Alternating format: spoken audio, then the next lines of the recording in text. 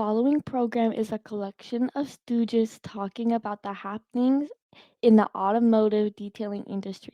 It is meant to be comedic and informative. The opinions expressed on the show do not necessarily reflect the beliefs of their peers, their boss, or their ad partners. There may be some cuss words because that's how grown-ups talk in the real world.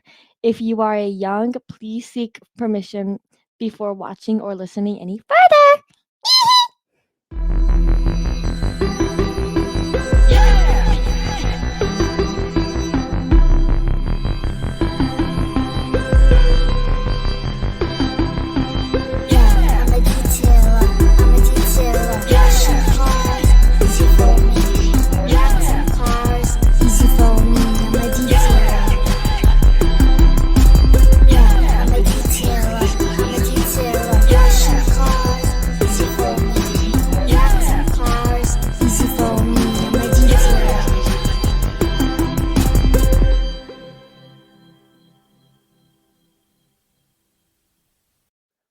Welcome to the Detail Solutions Podcast. My name is Alex Russell and I am your host. All right, we're back with another exciting episode. Hopefully it's a good one. But before that, let's jump into, where you can find us. The best way to find us is to go to the detailsolutionspodcast.com website. It's where you're going to find the links for social media. It's going to have the links for Apple and Spotify. Click on it, takes you right to where you can listen to us, follow us, subscribe to us, all that fun stuff. And then we also have a preferred vendor page. Our wonderful ad partners, when they come on with us, put them on the preferred vendor page. You're going to be able to read what their company does or what their company is.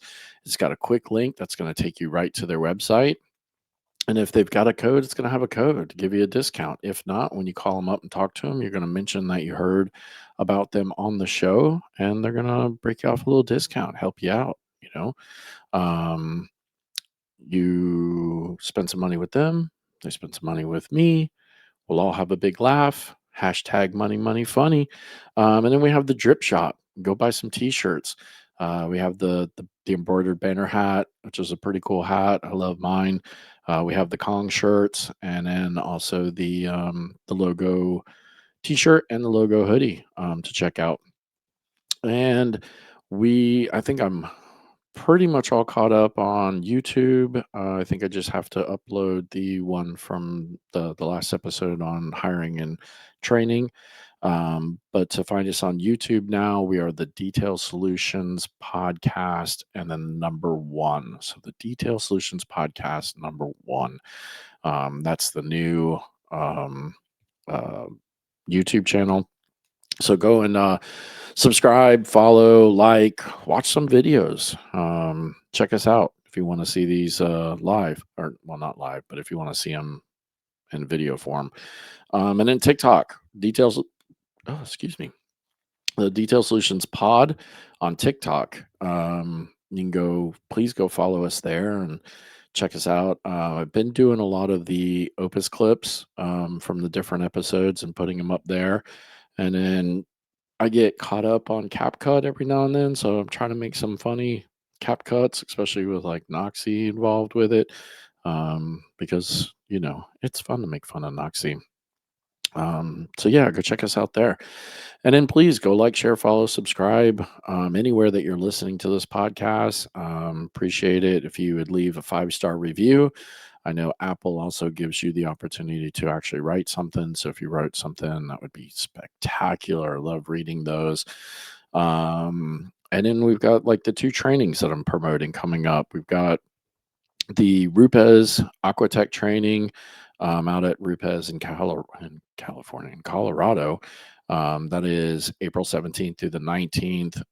So Jason Rose and Sarah are going to be doing the paint correction portion of the training, and then Jen Turcott and Mike Cardenas are going to be doing the Aquatech training, talking about the coatings, showing you guys how to lay down, how easy they are, and then getting certified while you're there.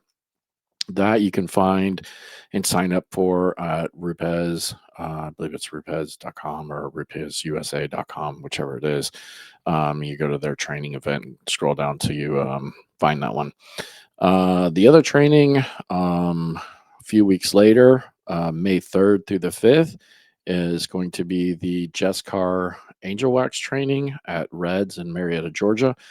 That's the one I'm going to be at. I'm going to be there podcasting, making fun of Noxie, hanging out with Rick and Tommy, cutting up, having a good time. Um, and that one is over on the Angel Wax website. You can go to their website and find that one, sign up for that if you'd like to go to that one. All right, that's all for announcements, I believe. We're going to go take a quick commercial break and we'll be right back with my guest. See you soon. Your ultimate partner in automotive detailing. Elevate your detailing game with our premium microfiber towels and applicators, meticulously crafted for protection. Unleash the power of precision and achieve that showroom shine. Autofiber, where innovation meets immaculate finish. Upgrade your detailing experience today. Visit autofiber.com and use the code DSP for 10% off your order. The difference is in the details. All right, my guest tonight is John Mcclain. Oh no, it's his brother Nate Mcclain. How you doing, buddy? I'm doing well. How are you? Good man, good man. I was hoping the last name spelling was going to be the same too, just so I could play on it, but it's not. It's different. He's just one C short of the big time. Yeah, yeah. Well, and his is I looked it up. I looked it up on IMDb. It's ANE instead of AIN. So Yeah. yeah. I get that No, question more times. do I've had you? it more times in my life than you would not believe. Like, are you related to him? Like, Yeah, he's a fictional character in a do I? movie. No, I'm Yeah. not. Yeah, tell us about how your brother went to a Christmas party at Nakatomi Plaza. The real debate is it a Christmas movie or It isn't is a it? Christmas movie. We can I've say never that. seen it. Listen, it is a Christmas movie. I don't give a shit what anybody says or used to say or whatever. Jason Brennan has me on that. It's a Christmas movie. But listen, man, we're not here to talk about is Die Hard a Christmas movie or not Christmas movie. We're here to talk about you and get to know you a little bit. So first question, the only question really: when, where, how, why did you start detailing? So I would say it was probably an early childhood obsession. My stepdad had a couple classic cars, and we were always going to like one specific like weekend car event. It was the Salina Lake Festival. Some of my Ohio people that I used to run around with may know that, may not. Um, and we would prep and clean and prep and clean a clean car for a week. Uh-huh. And I would say that probably started age 5. Oh wow. And then I bought kind of my first car, fast forward like 10 years at age 15. And I like would wash and wax it every week. Like I wanted the cleanest car Yeah. in town. Um, and then it grew as an obsession. I started making money on weekends, like a wash, wax, vacuum, wipe the interior down type of thing. Now we call it that. I called it a detail then, but Yeah. uh, Now it now kind it's an of, express service. yeah, it kind of Yeah. just blossomed from there to this point. Nice. So I mean right out of high school, through college or through after high school, or did you do anything in between? So in high school, my first career was working at a car dealership. Okay. The guy kind of taught me how to cut and buff cars with a rotary.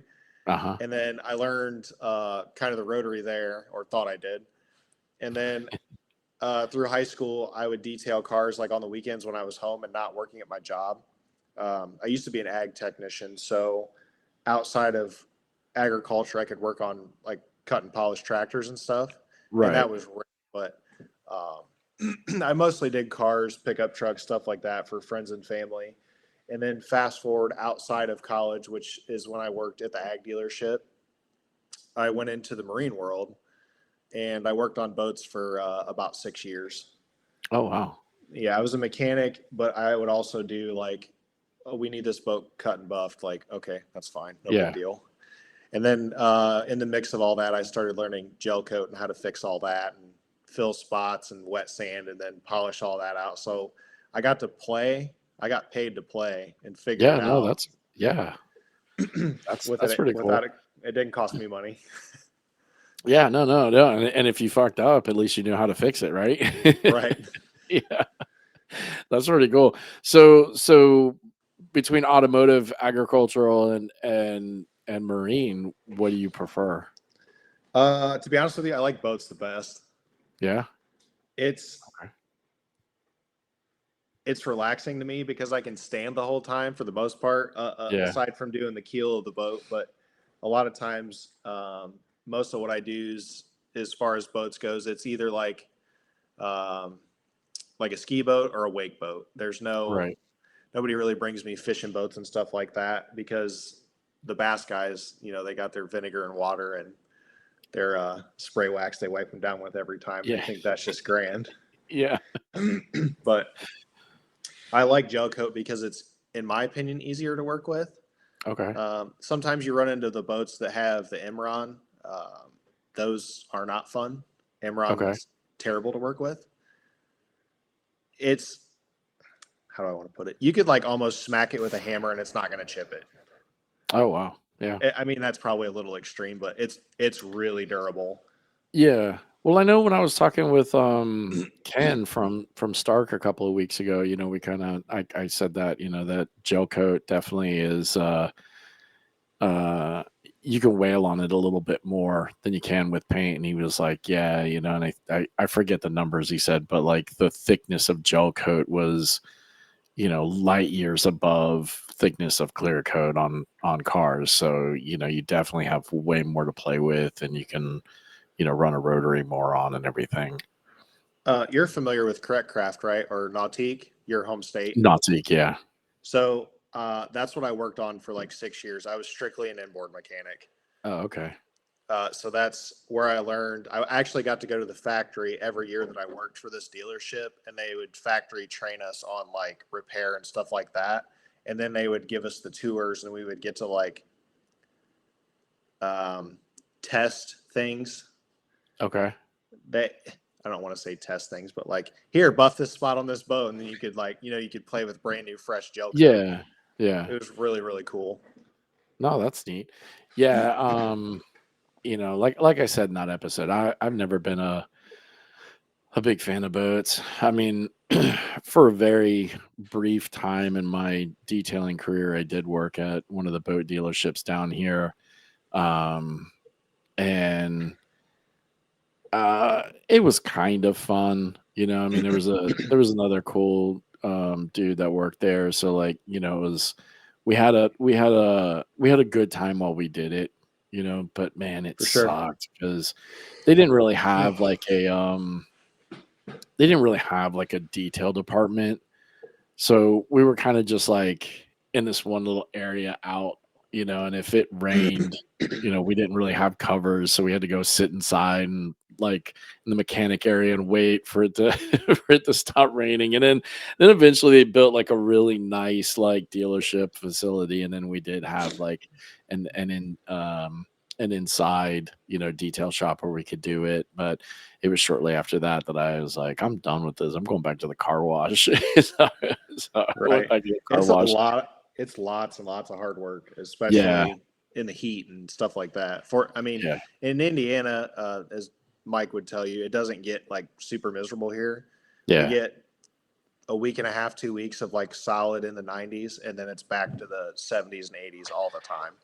yeah. But you guys get like the cold, cold. I mean, shit. I was just up there like back in November. I was in Indianapolis, and it was like the last day we were there. It was like -2, and then like -20 wind chill. Like, Oh, it's fun. no, no, it wasn't. It was not. It was not, man. I would say, Especially, well, like yesterday here, it was, I want to say it was in like the low 30s, but when like we got up in the morning about 6:30, it was like 21, and today it's 50. yeah, yeah. Fuck all that noise, man. Yesterday it was let's see, what did I do yesterday? I did some maintenance washes yesterday, so I was done early, but it was pretty warm yesterday. It started off warm. I think it was in like the 80s or whatever, but then today it rained, so it's gonna be cold tomorrow. We got a cold front coming through, so it's gonna be cold tomorrow. So I got one maintenance wash and then I'll be back done, be back home, be done. So Sweet. yeah, I don't have to worry about it. I did have to put a hoodie on the other day though. I was like, whoa, it was a little chilly out. I think it was Man, like in that's the rough. All yeah, in it the was in the six 60s. yeah, it was in the 60s. I had to put a hoodie on. We get that here this time of year. We're like shorts and t-shirts, and everybody's out walking their dogs and hanging out with their Yeah. kids and all that stuff. Listen, I was still in shorts. Like the cold for some reason doesn't really bother my legs as much. It's my upper body that it bothers. So as long as I've got a hoodie on, like I'm okay. Um let's see, that was Tuesday and Wednesday, I think. Um but I mean like, I don't know, by like 10:30, 11 o'clock, it was, into the mid 70s, so the hoodie came off pretty quickly. So yeah. I have aspirations to move south as far as I can when I can. Yeah. Hopefully before, I'm 100 and can retire then. You just tired of the cold, or you just want to? Uh, so I'm like 6'7". Oh, Jesus! And I wonder why like, you like doing boats then. yeah, Yeah. the cold is absolutely just terrible on like my knees and my ankles. Yeah. It I sound like an old man, but like I can tell when it's gonna get cold or crappy. Like my Yeah. joints just ache. Oh, jeez. Fortunately, I've lost like 50 pounds, so like that That's definitely good. that adds to that. It helps a Yeah. lot, but it doesn't just all go away. Yeah. Yeah. Exactly. Well, jeez, man. So, is it just you in your shop, or do you have employees? Just one, solely me. I don't know if I'll ever be able to let an employee do what I do. Yeah. I'm My OCD is a problem. Okay. Like it's not that somebody can't do the work, it's that I'm too particular and like I don't want to like freak out on somebody because I can't handle like what they didn't do. Yeah. So I feel You like it's you go unfair to you go clockwise, they go counterclockwise, and it's just gonna throw you all off. yeah, I don't and it's not that like I would lash out or something, but I'd be like I'm very direct type of person like why didn't you do this? Why is this not Yeah. done? And then Yeah. that can uh cause issues Yeah. and that can build up and people will not want to work for you then. So I stay single. Yeah, but I think it's kind of like the episode we talked about the other night with, how to hire and train to scale is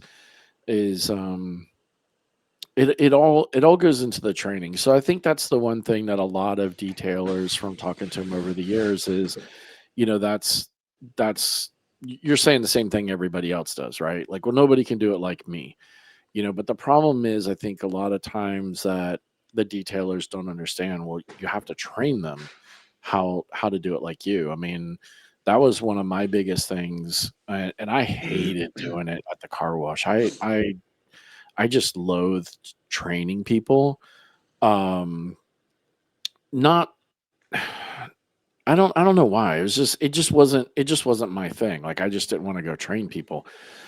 But when you show them how you do it and why you're doing it that way, like, it's easier for them to pick up on it and then do it the way you want it. And so at the car wash, it was a different story, because I mean, we'd have anywhere from you know slow times or slow days, 15 people, to busy days and busy times, 40 people on the lot, and they were all doing it the way they were trained. And the way they were trained was because of the way that I wanted to have it done. um so sometimes I think that it's just taking that time to just explain to them why you do it that way, and why they need to do it that way, and then it kind of works out. But I get you. I feel there's a million detailers that are better than me out there. So like I don't think Oh, I'm the best or anything. It's just like I don't know how to shut that OCD off and like yeah. not be or come across rude to those people. So Yeah. like I just try to do it myself. Yeah. Yeah, but dude, at 6'7", you gotta hire somebody to do them rockers for you, bro. You can't get down that low. Come on, man. I got quick jacks right there. Yeah. I mean, or you could just not do them, whatever. Well, most people don't look at them anyway, right? Exactly. Sun doesn't, the light's not hitting down there, right? So,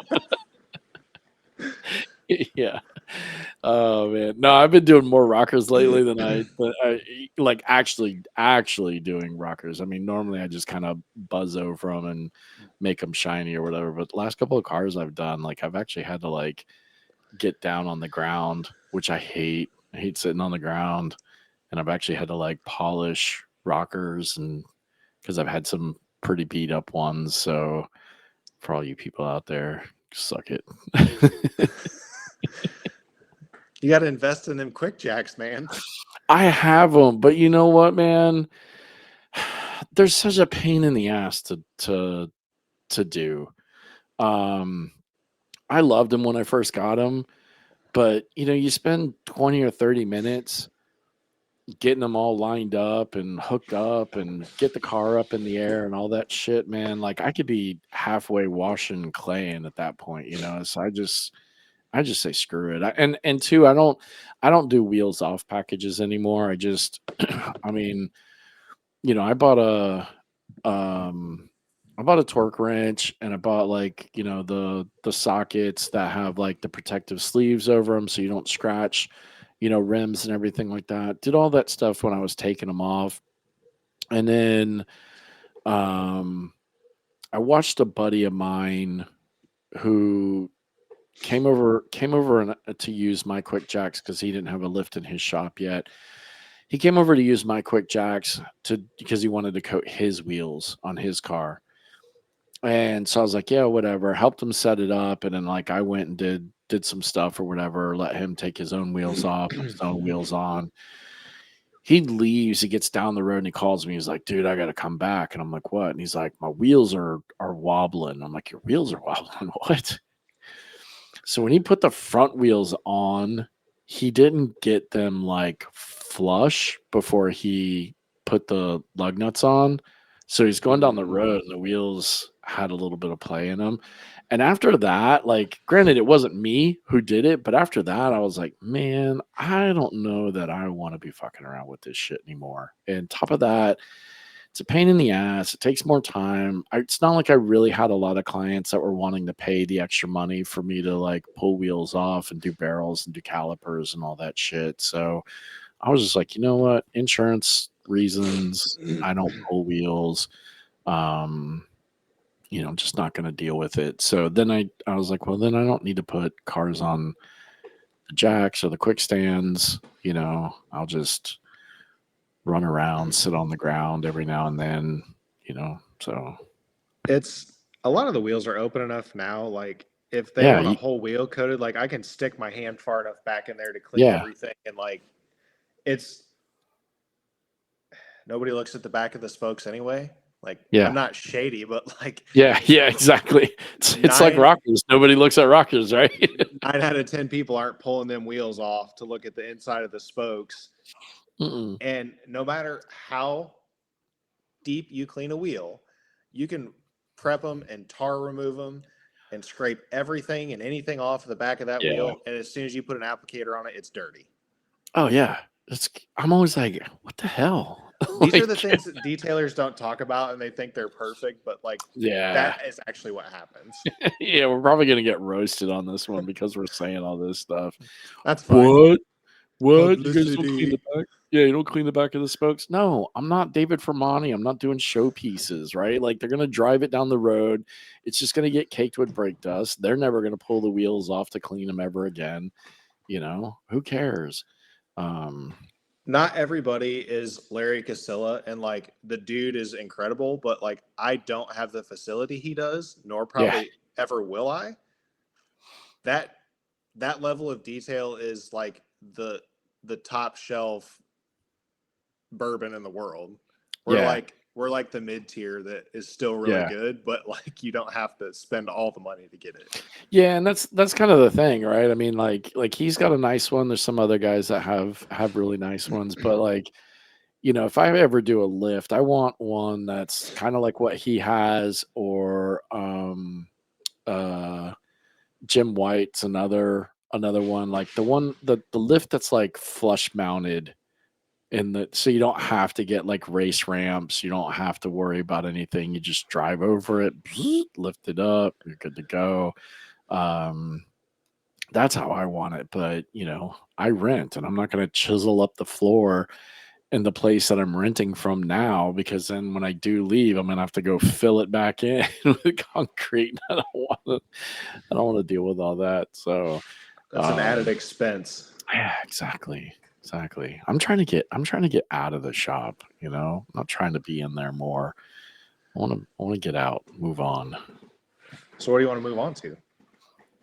Well, It's my turn hopefully to interview Aquatech. you. Hopefully Aquatech starts picking up, and they can pay me to sit on my ass and just talk to people, and maybe go and like show people how to do some shit and get out of the shop as much. But yeah, I mean, ultimately, like um, my hopefully short term goal is for that, or if God, hopefully it works with Aquatech. I love these guys and I love the product and everything, but if not, then maybe with somebody else or something. But I don't know. Like, I've talked to some people and they're like, well, what do you want to do? And the problem is like, I talked to Sarah from Rupes, and they like travel 20 days out of the month, and I'm like, well, I don't want to travel that much. Like, I want to be here for, I mean, we only got a few more years with Haley being home before she goes off to school or whatever. So, I mean, I want to be able to spend that time with her, and I don't want to be away from Michelle that long or whatever.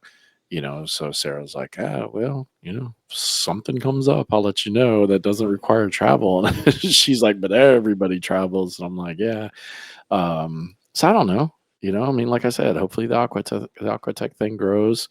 We're slowly getting it out there, and getting people to notice it, and see that it's a good product. And so yeah, hopefully more people will come on, and Mike and Jason can make some money to pay me. And we'll Perfect. see. Yeah. We'll see. How long do you plan on staying in the shop?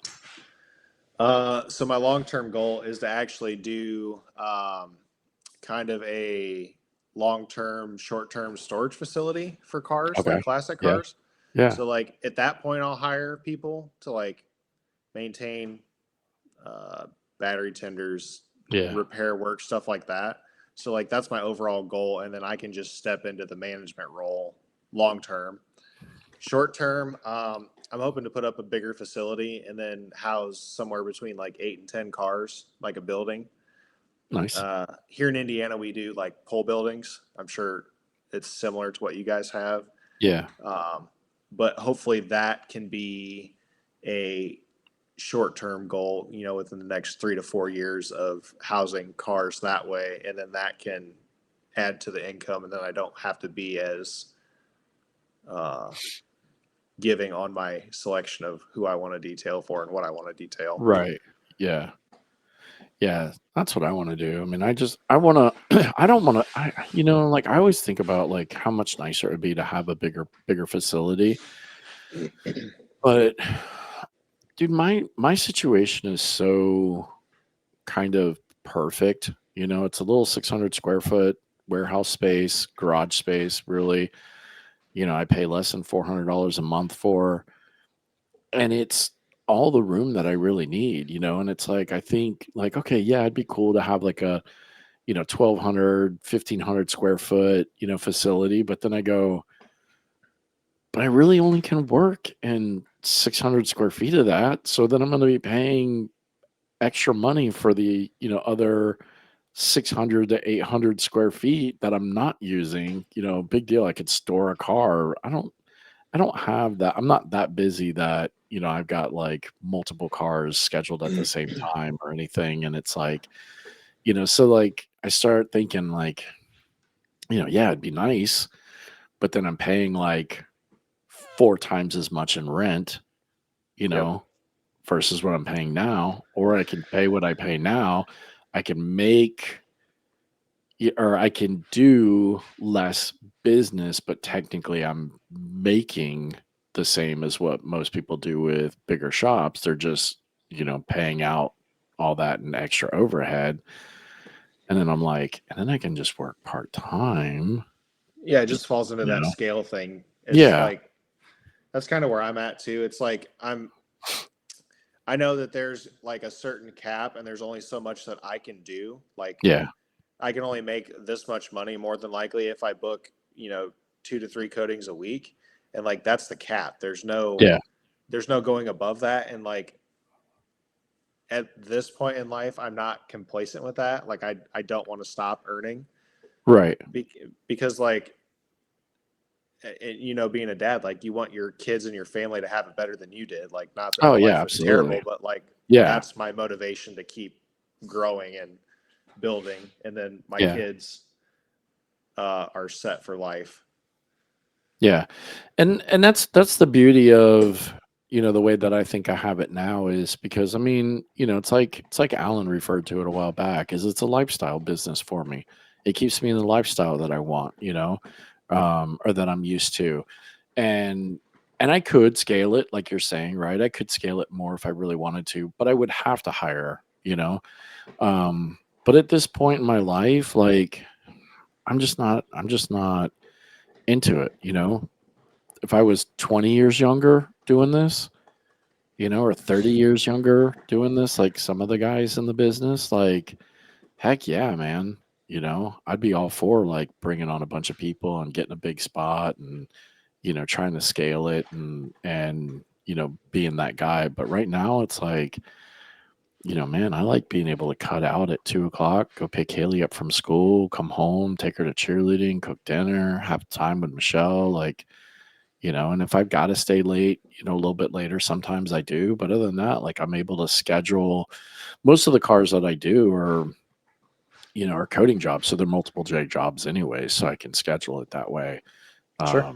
And then, yeah, that's, I guess it's just how you want to do it. Yeah. But let's jump It's into a commercial break. We'll come back and talk a little bit more. Be right back. perfect. Is a leading provider of tint, paint protection film, and ceramic coatings. Experience the transformation as you cool down your vehicle and elevate its curb appeal with Autobahn's window tint. Ditch rock chips and scratches by fortifying your paint with Autobahn's cutting-edge paint protection film. And for an additional safeguard, add a ceramic coating. Backed by an unwavering lifetime warranty, Autobahn's products form automotive armor with no limits. Visit AutobahnFilms.com to delve deeper into the realm of automotive care and protection. So, since it's just you, I mean, are you like me where you trying to book mainly just correction and coding jobs, or do what do you try to shoot for? I actually like window tint a lot. Okay. Sometimes it can be a pain. I do some of that. I do a little bit of paint protection film, and I'm slowly like working into that. And I try to combo those jobs, I guess. I swear I didn't segue this out of that commercial. I didn't know that you did window tint and film, but that was a pretty good one, huh? Yeah, the you can see the scorpion right there. Yeah, yeah. When you pay attention, yeah, yeah. Um, So what about window tint that you enjoy doing? Just quick, easy money. yeah, it's like somebody comes in, mom with her minivan or pop with his SUV, like, hey, I want Yeah, these 2 front windows tinted, and it's like 45 minutes in and out. yeah. For like Like all, like $150, $200 or something. mine's 110. Okay. I have a really low cost on film, and I'm really grateful for that. So I feel like I can offer a Yeah. better price for the same quality. No, that's It's cool. it's when somebody's like, "Can you peel this window tint?" And I'm like, "Yeah, I could, but it's $400." Yeah. I don't think I want to do that. Then, good Yeah. call. Yeah. Yeah. Let me show you how to do it, and you just come back and pay me. Yeah. Well, so let me ask you this: like, since you do some paint protection film too, um, which do you find is easier, window tint or paint protection film? I would rather do paint protection film any day of the week. You get a piece Okay. of dirt in it, or you stick it down and you see that piece of dirt or fuzz or whatever, like you can flush the ever living crap out of it and then stick it back down and it's fine.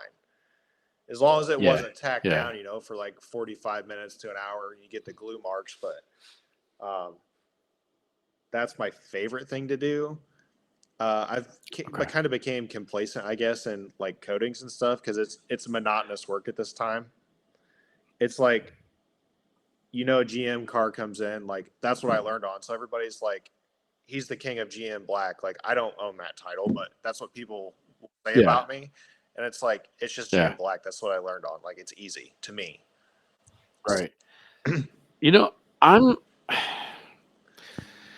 I don't know what everybody makes a big deal about it for. I mean, I don't do a ton of GM black, but I mean, like I feel like I've done my fair share, and I don't get why everybody bitches about it so much. I mean, I just do it. It comes out. I don't have any problems with it. Like I don't, I don't get it. I don't understand it. It's like how people just have to have something to complain about. If there's not a list of stuff, then it's Yeah. a problem. I'm the same way some days. Like you having a bad day, you got to complain about something. Yeah. I think I don't know, I man. I just throw a pad on and I run through my steps and I find the combo that works for me and I go. It's like to me I mean, I know there's like hard paint, soft paint. I mean, I've definitely have, dealt with that, where I'll start out with my this is what I start with, pad and compound and then either dial it up or dial it down depending on so I definitely know like sometimes there's hard paint and it's just not cutting right. So I have to step it up, go to a microfiber pad or go to a wool pad or something like that. Or sometimes, you mar the shit out of it or put DA haze in it. So you step down, compounder pad or something. But um, I don't know. Yeah, I mean, I guess maybe people just need something to bitch about. I just never have really had that problem to bitch about paint. Like, unless it's just something that no matter what you're throwing at it, you're just fucking beating your head against the wall. Like I've had a couple of those cars that it's more that it's just fucking mentally exhausting because it takes a lot more to correct or finish down to get as perfect as you Sure. want. Um, but yeah, I mean, other than that, I don't know. I've never had an issue. I would So take GM black over any color any day of the week. Like I yeah, I enjoy it. I really do. It's like if I can't knock it out with like a blue HDO pad and some like your moderate compound slash polish that like finishes down real good with a diminishing abrasive, yeah, like I don't like something's wrong with it. It's either been yeah. I was gonna ask you for everybody listening, how do you do it? But a blue HDO pad, that seems to be the norm, really. my I call it like I call it my combo. I use Shine Supply Classic Polish with Okay, 2 dots of Classic Polish and 2 dots of Classic Cut. okay, Work the panel, do your 5 to 9 pounds of pressure or whatever you want to call it, couple passes one way, and then slow your machine down from like 4.5 to like 3.5, up and down, across, and then wipe it, and it's done. see, You don't have to I think you said the you don't right. have to work a panel 40 times for it to get perfect. You are probably going to Thank inflict you, more damage on that panel than you are thank you. helping it. Listen, it's a long throw machine. I talked about this. Uh,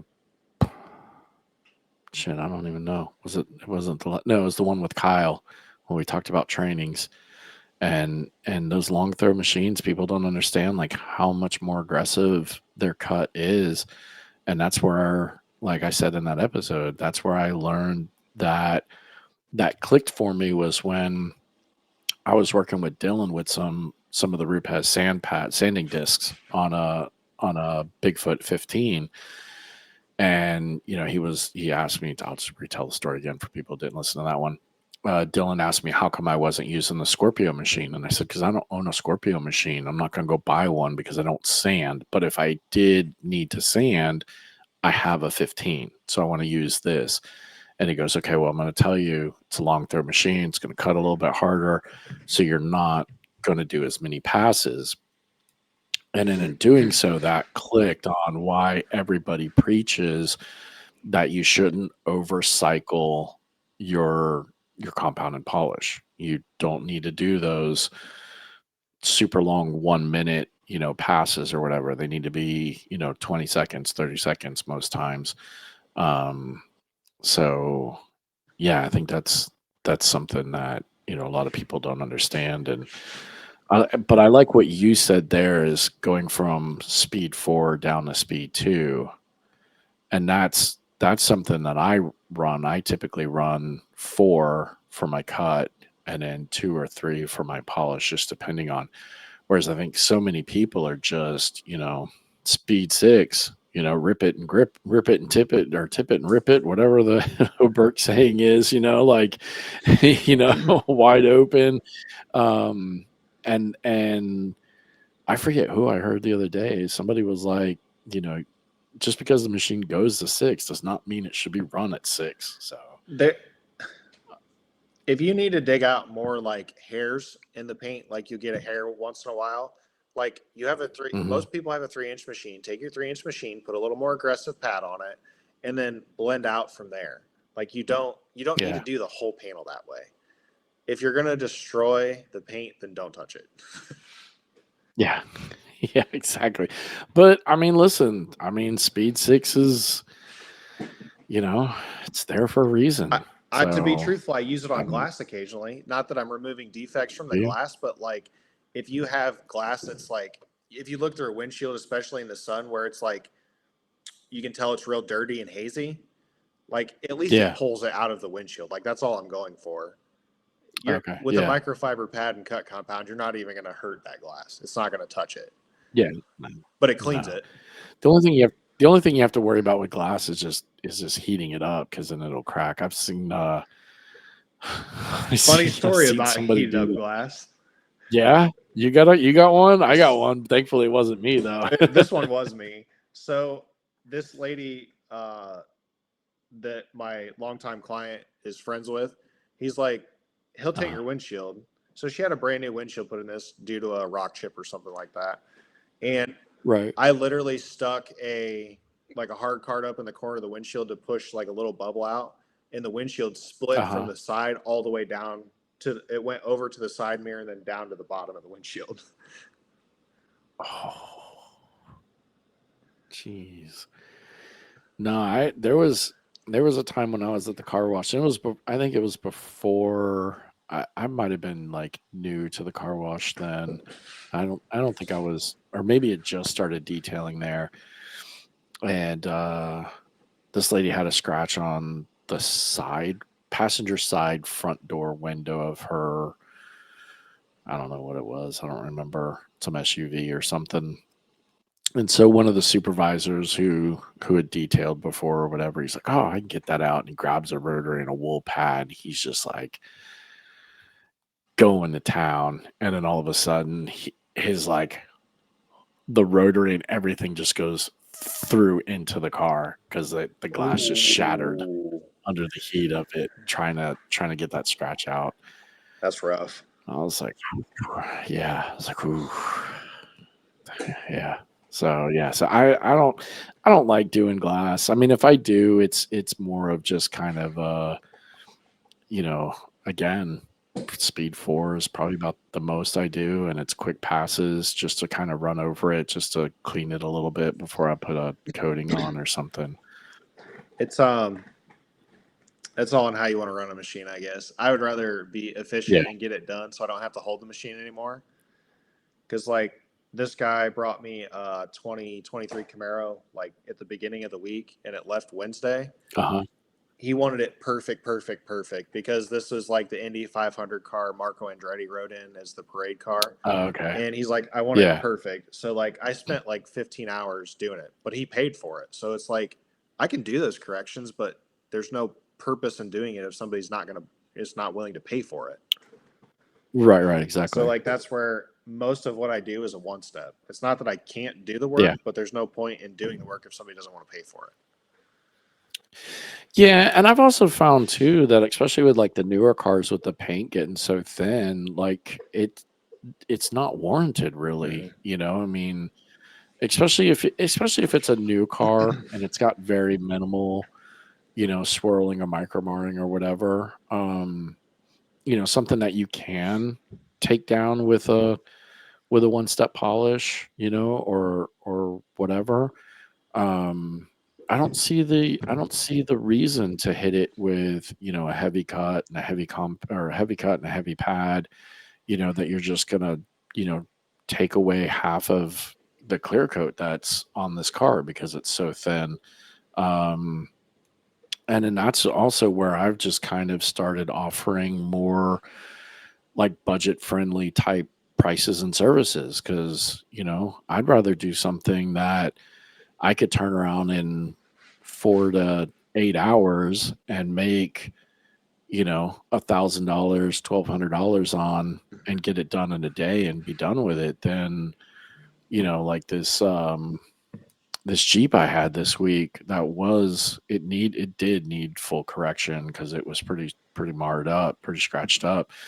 Um, I mean, yeah, I charged the guy $2,500 for it, but you know, it took me a full 2 days to get it finished down and polish real nice, and then you know throw a coating on top of it. You know, and I'd have rather done two cars, you know, that took me 6 or 7 hours to make that same money than one car that took me, you know, 20 hours to make that money, you know. So, For sure. And I think these detailers now, I've been doing this for like, started out, I guess, 15 years ago, if that's what you want to call it. Probably, I've had a polisher in uh-huh. my hand for like 12, and I've been playing with coating since like C Courts came out, like the Yeah, non-professional version. right. Like, it's just experience. Like you can't buy that. You can go Yeah, to any detailing class you want and get a little bit of experience, but like what you really need is business because you need to work on it, not in it. And you yeah, can always do the work. yeah. Yeah, that's definitely. I mean, I was just talking with I was talking with somebody the other day and we were talking about that, you know, it's not necessarily that a lot of these guys coming into the industry and, you know, that are kind of ruining it. It's because they don't understand the business side of it. You know, they don't know to charge, you know, X amount of dollars an hour or X amount of dollars for a coding job. You know, they're just like, you know, hey, I need to sell a job, I need to make money. So I think you're right. It's more on the business side. People should be doing more business, investing more in the business side of it than the work side of it. You mean I can't just get a certification and hang it on my cabinet and I'm automatically Oh, the best? absolutely, And then I absolutely. can You want one? I'll send you one. I got blanks. I make That'd them be up. perfect. Whatever you want. Yeah, whatever I you want want. not Whatever coding I want company, Noxie to sign whatever it though. coding company you want. Oh, you want Noxie to Yeah. sign it? His signature costs a lot of money. I can't afford I'm that. actually hoping to I take his can't afford it. class. Yeah, Are you? I've reached out to him a couple times and like not talked to him a lot, but like he's always there.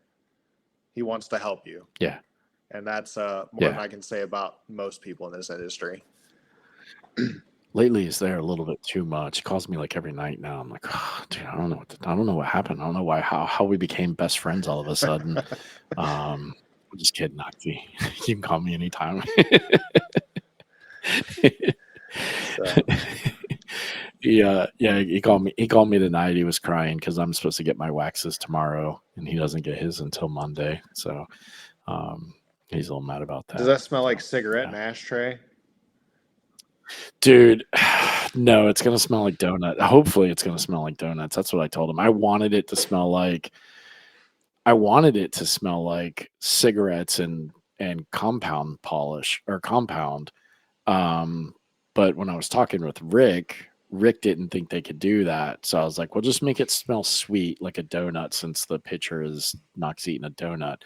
And then when I had John Hogg on, I had said something to John about it. And John's like, yeah, I could do a tobacco smell. And I was like, oh, and he was like, it's too late. We already made it. And I was like, damn it.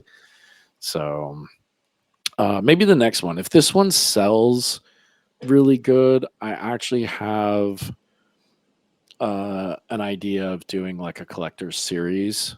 And so if this one sells really good, um, then I'm thinking about doing two more, um, to kind of have like a trilogy collector series thing. So maybe the second, or so hopefully this, if that does, then the second one will be will have a tobacco smell to it, if John can do it. Who do So, I reach out yeah. to for this specialty wax? Because I think that'd be pretty sweet, especially like a promo at like car shows and stuff. Just hit up Tommy. Ramos, or however you pronounce Yeah. it. Yeah. Fair enough. Hit up Tommy and or Rick. I mean, I just talked to Rick because I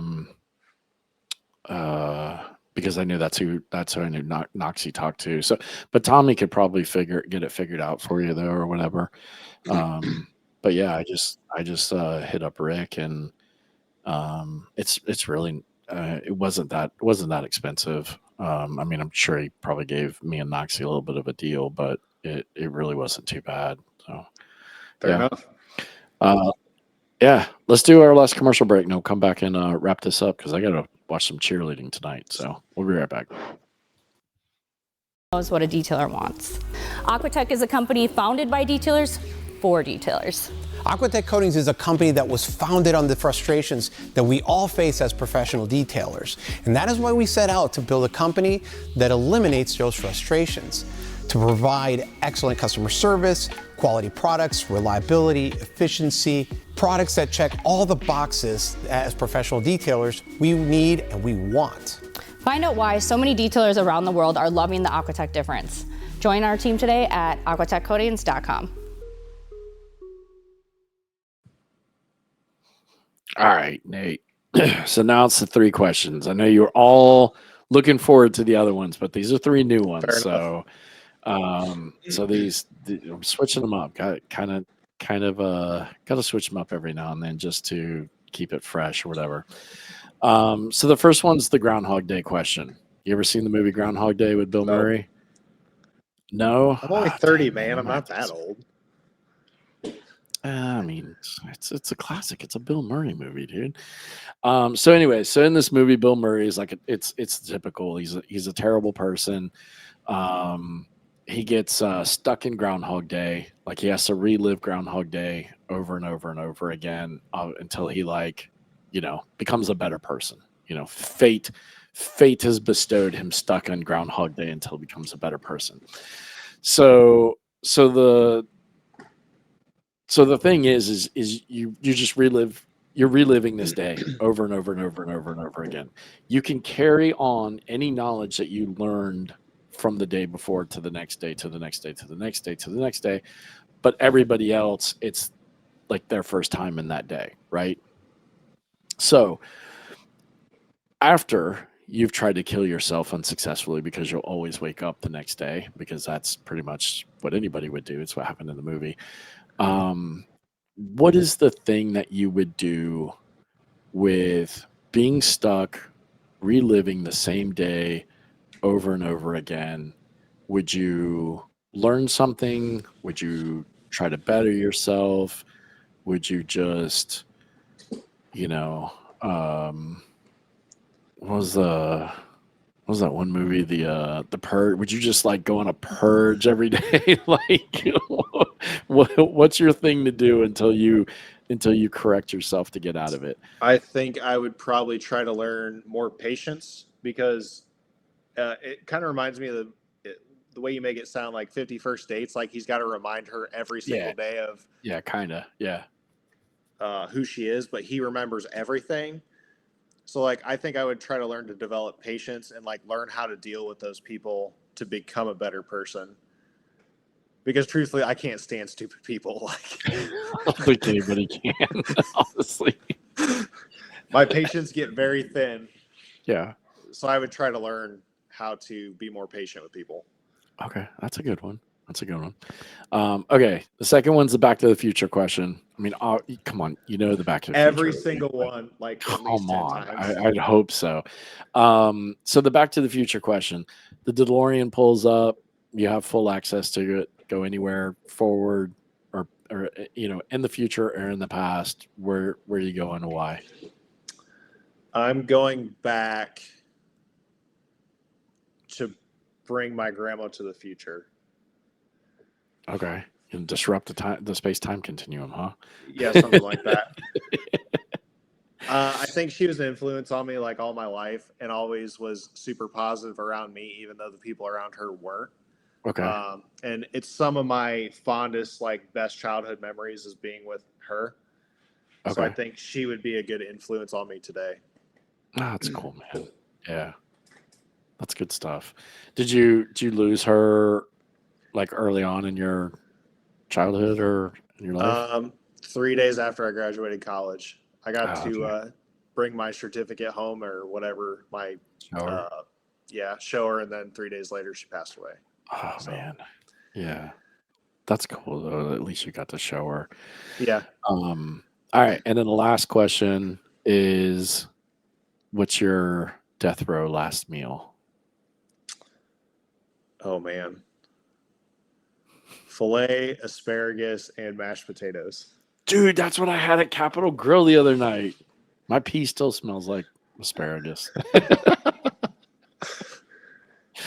That's exactly what I had the other night, man. Dude, the Capitol Grill. I love the Capitol Grill. And then probably either a Blue Moon or a Rolling Rock beer with it. Okay. Nice. I think that's good. It's good stuff. Yeah. Oh yeah. Well, all right. Well, listen, man. I appreciate you coming on and doing this. I know you you had some stuff come up a couple of weeks ago and we had to postpone, but at least you made it this time. So I have some advice for anybody and everybody. yeah. If you hire a contractor, make sure that they are fluently communicating with you, and then the project manager takes notes. Because if they don't take notes and you don't communicate with the person that owns the company, it's not going to go good. It's kind of like hiring a detailer, right? Yeah, there's that. Yeah. Nice. Well, listen, Nate, if anybody wanted to reach out, man, excuse me. Sorry, I just ate pizza before I came on the air. It's coming back up. If anybody wanted to reach out and message you or just see who you are on Facebook or whatever, what's your ats where people could find you? My detailing website's alloutindustriesdetailing.com. My Facebook is just Nate Mcclain, and then my Facebook business page is All Out Detailing and Ceramic Coatings. Feel free to reach out to me on any of those platforms if you have any questions or just want to have a conversation. Sweet, man. All right, buddy. Well, you go have a good rest of your night. And I'll talk to you soon, man. Sounds good. Thank you. All right, buddy. Take care. Bye. All right, everybody. So that was Nate. Nate's a cool dude. Been talking to him for a bit now. So it's glad to finally get him on and have a conversation. So listen, please go like, share, follow, subscribe, hit that notification button anywhere that you are following the podcast or listening to the podcast or watching the podcast. Please go leave a 5-star review on Spotify and Apple. It does help, just like you want your clients to give you a 5-star review so that it bumps you up in the order. It does the same thing for the podcast. It gets us in front of more people to be able to see, especially when they're looking at automotive category podcasts. So that is it. I got to go watch my daughter do some cheerleading now. So I appreciate everyone who's listening and supporting the podcast. Thank you so much. Please go have a great day, night, week, whenever you're listening to this. And until next time, we'll see you.